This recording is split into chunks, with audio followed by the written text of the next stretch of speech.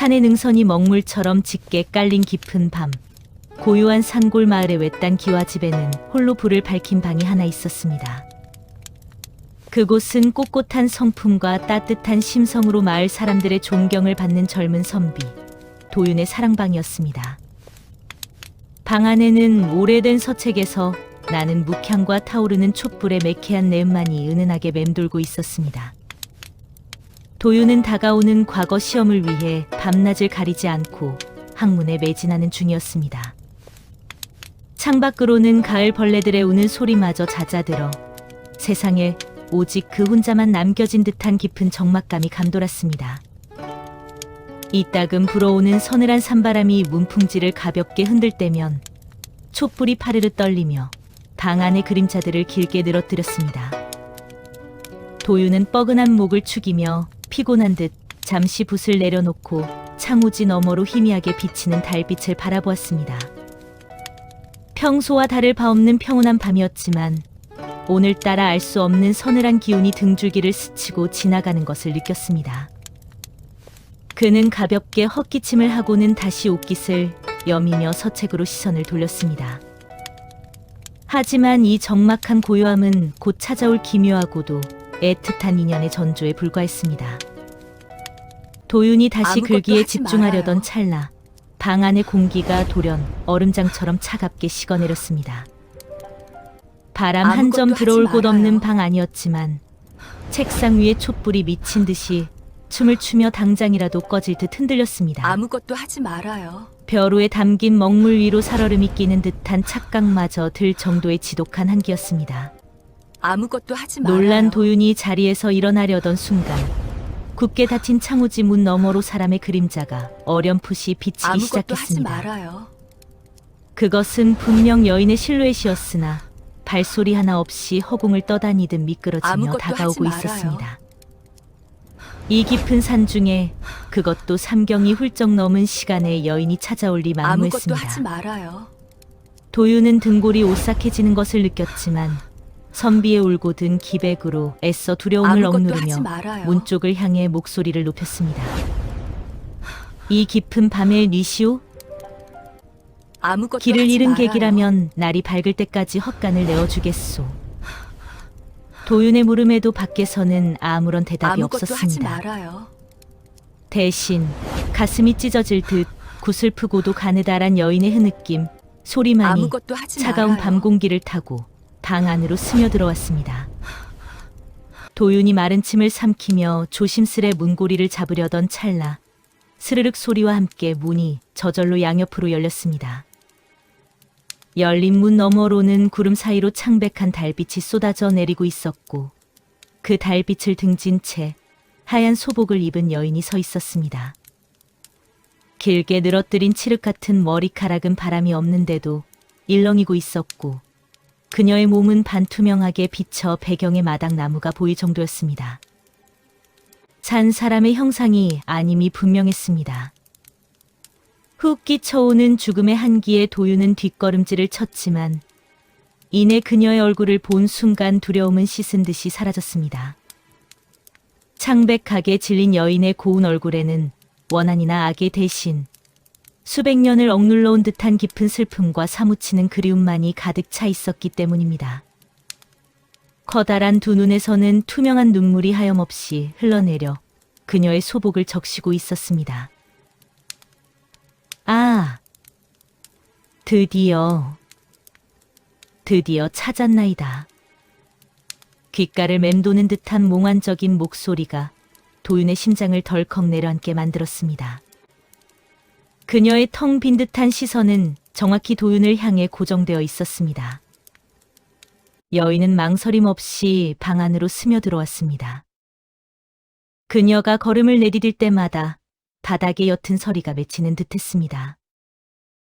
도윤이 미처 피하거나 말을 건넬 새도 없이 여인은 도윤의 발치에 무너지듯 주저앉았습니다. 그리고는 얼음장처럼 차가운 두 손으로 도윤의 도포 자락을 생명줄이라도 되는 양 꽉 틀어쥐었습니다. 그녀가 도윤을 덮친 것은 결코 해를 가하려 함이 아니었습니다. 그것은 홀로 견뎌낸 억겁의 시간 속에서 마침내 정인을 찾아냈다는 벅찬 환희와 다시는 놓치지 않겠다는 절박한 포옹이었습니다. 서방님, 어찌 이제야 오셨습니까? 서천 꽃밭에서 기다리겠다 하신 약조를 잊으신 겝니까? 도유는 순간 숨이 멎는 듯했습니다. 그녀가 내뿜는 매서운 음기 때문에 온몸이 얼어붙는 것 같았지만 도포 자락을 쥔 그녀의 손떨림이 너무도 애처로워 차마 그녀를 밀어낼 수가 없었습니다. 자신을 서방님이라 부르며 오열하는 이 낯선 원혼의 눈물에 도윤의 가슴 깊은 곳에서도 이유를 알 수 없는 뜨거운 먹먹함이 피어오르고 있었습니다. 도윤이 조심스레 손을 뻗어 느끼는 여인의 어깨를 감싸 안으려던 순간이었습니다. 멀리서 새벽을 알리는 닭의 울음소리가 희미하게 산울림을 타고 들려왔습니다. 그 소리에 여인은 화들짝 놀라며 고개를 들었습니다. 도윤의 얼굴을 아주 가까이서 마주한 여인의 눈동자의 순간 당혹감이 스쳤습니다. 긴 세월의 흐름 속에 도윤은 그녀가 기다리던 정인과 똑 닮은 후손이었을 뿐 그 옛날의 서방님이 아니라는 것을 깨달은 것입니다. 아, 나의 서방님이 아니시군요. 하지만 이 온기, 이 향기, 날이 밝아오며 방 안으로 푸스름한 새벽빛이 스며들자 여인의 몸은 아침 안개처럼 투명하게 흩어지기 시작했습니다. 그녀는 애틋한 눈빛으로 도윤을 바라보며 허공 속으로 완전히 사라져 버렸습니다. 텅 빈 방 안, 여인이 사라진 자리에는 지독한 한기, 대신 은은하고도 슬픈 매화꽃 향기만이 맴돌고 있었습니다. 그리고 도윤의 발치에는 밤새 얼어붙었던 여인의 눈물이 변한 듯 시들지 않은 푸른 매화꽃이 하나가 고요히 떨어져 있었습니다. 도윤은 홀린 듯 그 꽃잎을 집어들고 멍하니 열린 문 밖을 바라보았습니다. 날이 완전히 밝고 따스한 아침 햇살이 창호를 넘어 방 안을 가득 채웠지만 도윤의 손바닥 위에 놓인 푸른 매화꽃 잎은 서늘한 냉기를 머금은 채 시들지 않고 있었습니다. 그것은 간밤의 일이 결단코 한여름 밤의 꿈이나 헛것이 아니었음을 증명하는 유일한 흔적이었습니다. 도윤은 뜬 눈으로 밤을 지새우며 여인이 남긴 애달픈 한마디를 수없이 되뇌었습니다. 서천 꽃밭에서 기다리겠다 하신 약조를 잊으신 겝니까? 그 절박했던 목소리가 자꾸만 귓가를 맴돌아 도무지 책갈피가 넘어가질 않았습니다. 자신을 서방님이라 부르며 와락 안겨오던 그 서늘하면서도 가엾은 품결, 그리고 이내 자신이 아님을 깨닫고 허망하게 흩어지던 눈빛이 도윤의 마음에 깊은 파문을 일으킨 것입니다. 그는 조심스럽게 마른 수건으로 꽃잎을 감싸 서한 위에 올려두고는 문득 집안대대로 내려오는 낡은 족보와 기록들이 보관된 별당을 떠올렸습니다.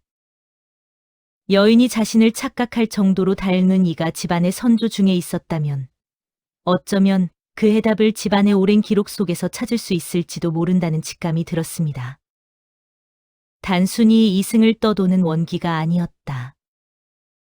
그토록 깊은 슬픔을 품고 수백 년을 헤맨 것이라면 분명 필설로 다하지 못할 억울하고도 깊은 사연이 있을 터. 도윤은 곧장 채비를 마치고 오랫동안 사람의 발길이 닿지 않아 거미줄이 쳐진 별당의 문을 조심스레 열어젖혔습니다. 묵은 먼지 냄새 사이로 왠지 모를 옅은 매화향이 스쳐 지나가는 듯했습니다. 별당 안은 수백 년 동안 켜켜이 쌓인 가문의 역사로 가득했습니다. 도윤은 먼지를 털어내가며 빛바랜 서책들과 낡은 나무 괴짝들을 하나하나 열어보기 시작했습니다. 반나절이 훌쩍 넘도록 먼지 구덩이 속에서 고서들을 뒤적였지만 그가 찾는 기이한 여인이나 서천 꽃밭에 얽힌 이야기는 쉽게 모습을 드러내지 않았습니다. 인내심이 바닥을 드러낼 무렵 도윤을 돕기 위해 참을 내어온 집안의 늙은 가솔, 칠성아범이 문지방 너머로 고개를 내밀었습니다. 평생을 이 집안에서 모셔온 칠성아범이라면 혹여 구전으로 내려오는 예시하기를 알고 있지 않을까 하는 희망에 도윤은 그를 불러 세웠습니다. 아범, 혹여 우리 집안 선조 어르신들 중에 나와 용모가 아주 흡사하셨다거나 혼례를 앞두고 애통한 사연을 겪으신 분이 계신지 알고 있는가? 도윤의 물음에 칠성 아범은 주름진 눈매를 크게 뜨며 화들짝 놀란 기색을 보였습니다. 칠성 아범은 주위를 두리번거리며 조심스럽게 문을 닫고는 목소리를 한껏 낮추어 도윤의 곁으로 다가왔습니다. 도련님, 어찌 갑자기 그런 연유를 물으시는지요?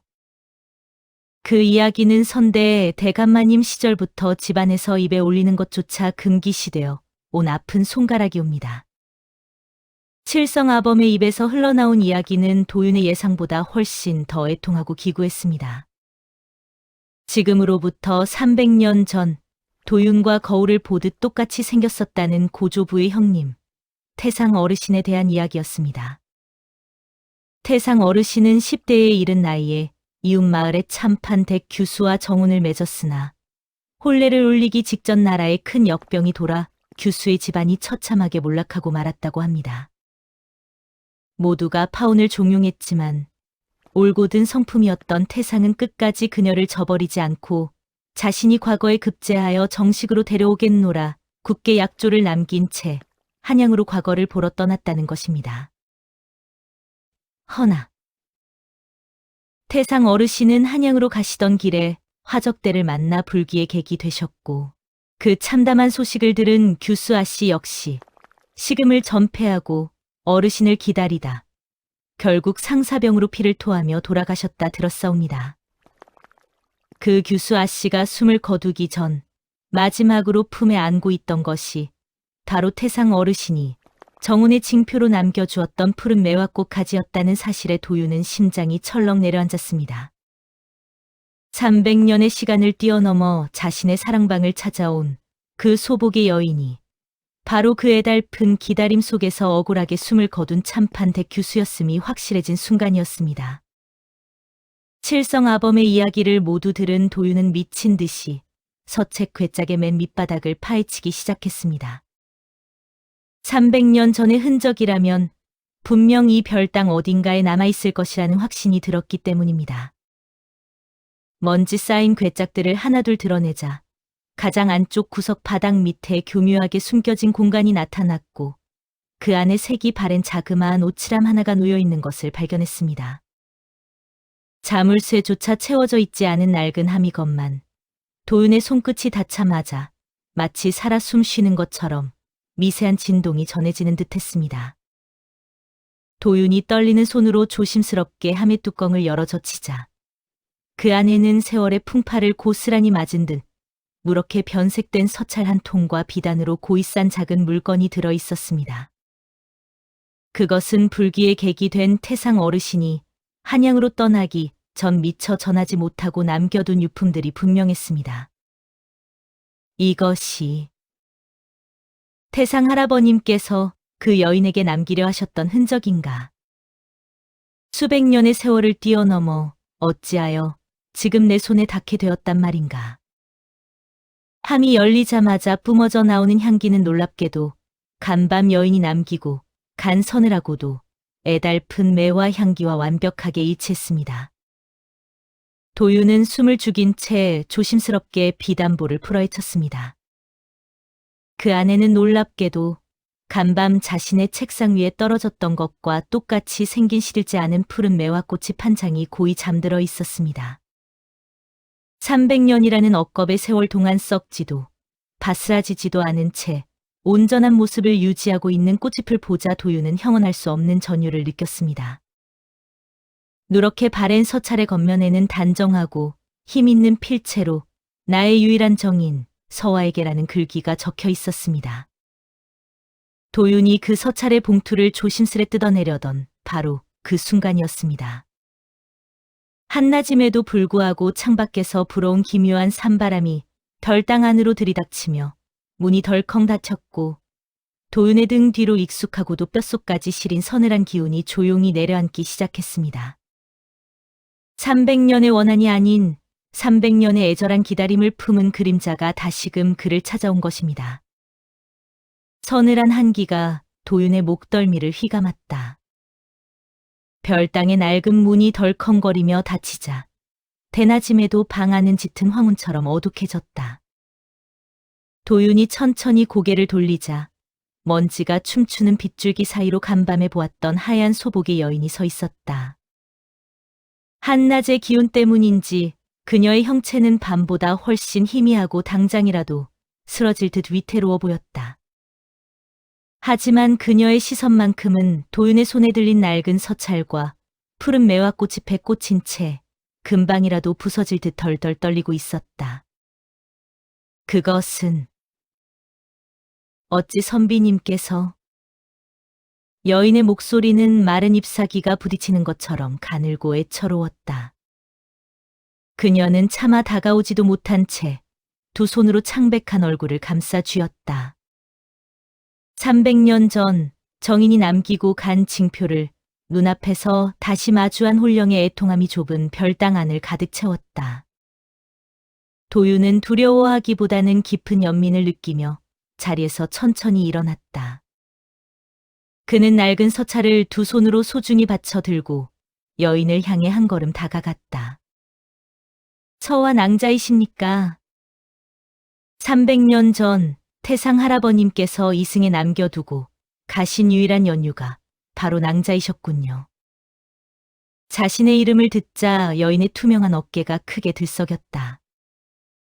기나긴 세월 동안 구천을 떠돌며 그 누구도 다정히 불러주지 않았던 이름이었다. 도윤은 올곧은 기백으로 피하지 않고 그녀와 시선을 맞추었다. 그의 맑고 깊은 눈동자에는 이 가여운 원혼의 오랜 상처를 보듬어주고자 하는 진심만이 고스란히 담겨 있었다. 서화는 도윤의 뒤에 겹쳐 보이는 태상의 환영에 숨을 죽인 채 조심스럽게 그를 향해 손을 뻗었다. 도윤은 조심스럽게 서찰의 봉투를 열어 젖혔다.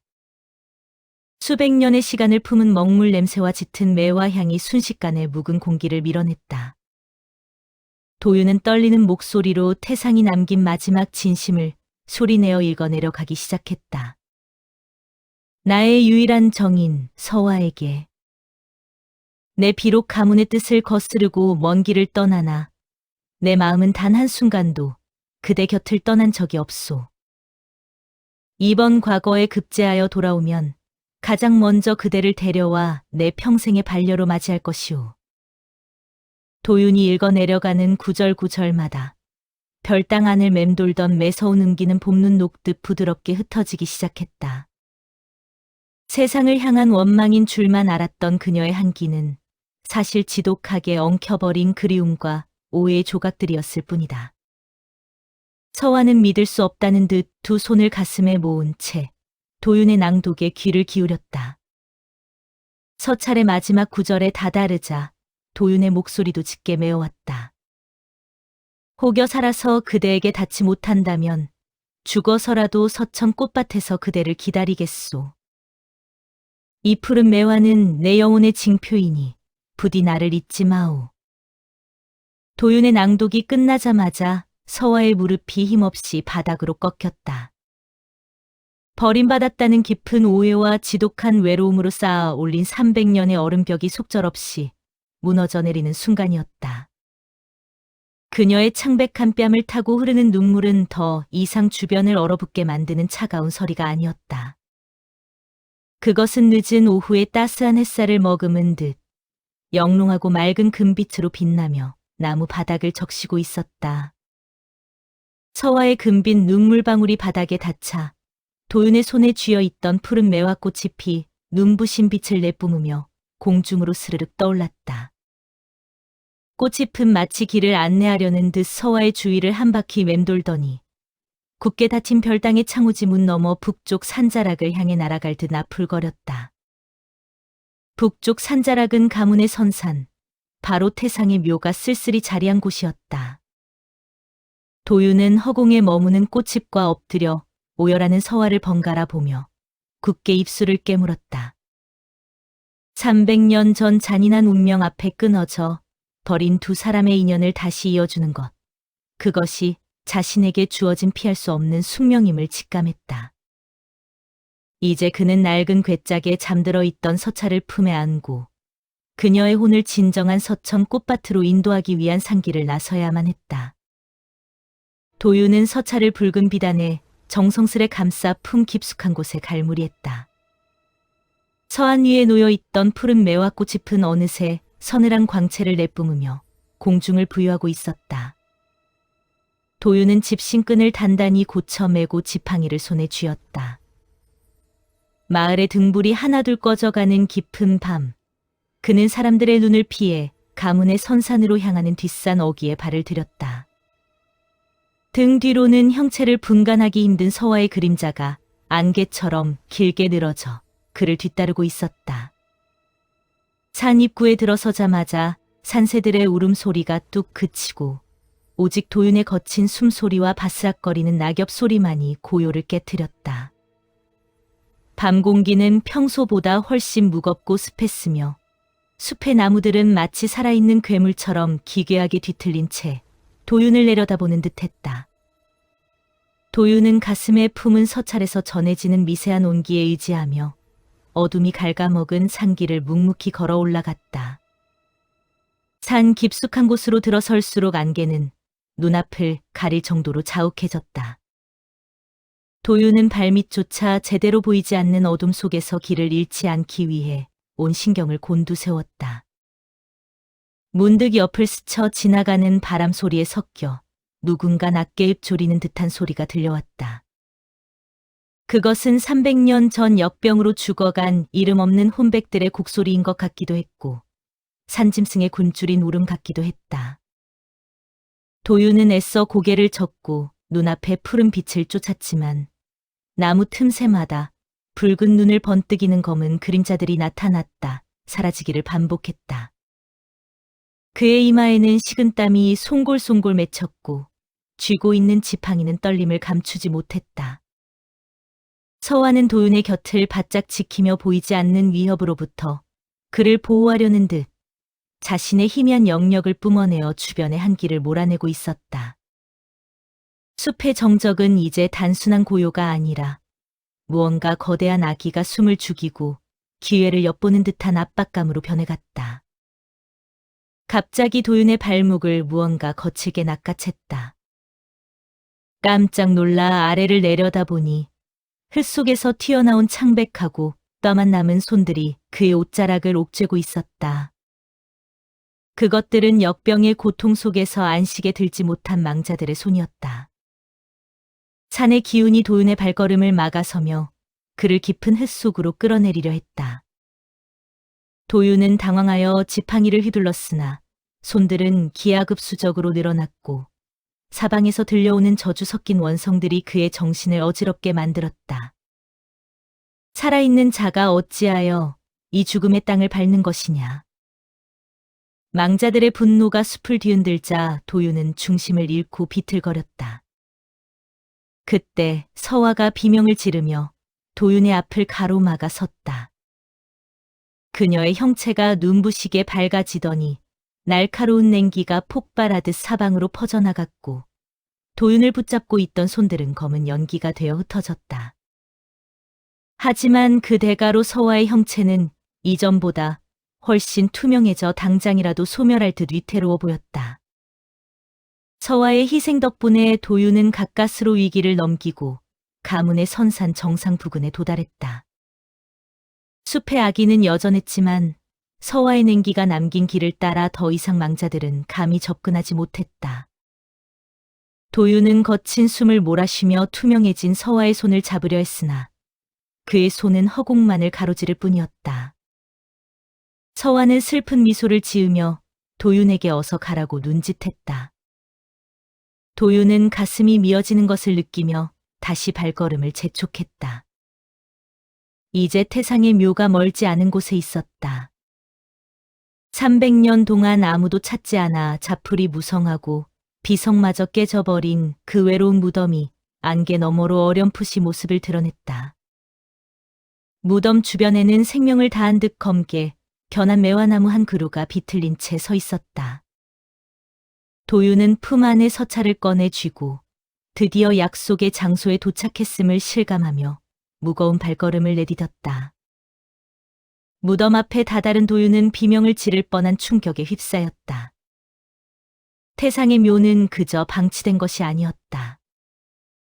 봉분 한가운데가 마치 안쪽에서 무언가 뚫고 나온 것처럼 처참하게 갈라져 있었고 그 틈새로는 기분 나쁜 검은 연기가 끊임없이 흘러나오고 있었다.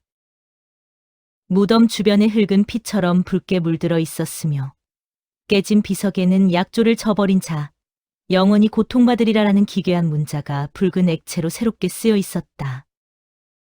서화는 갈라진 무덤을 보자마자 고통스러운 듯 머리를 감싸 쥐고 비명을 질렀고 하늘에서는 칠흑 같은 어둠 속에서 마른 번개가 내리치기 시작했다.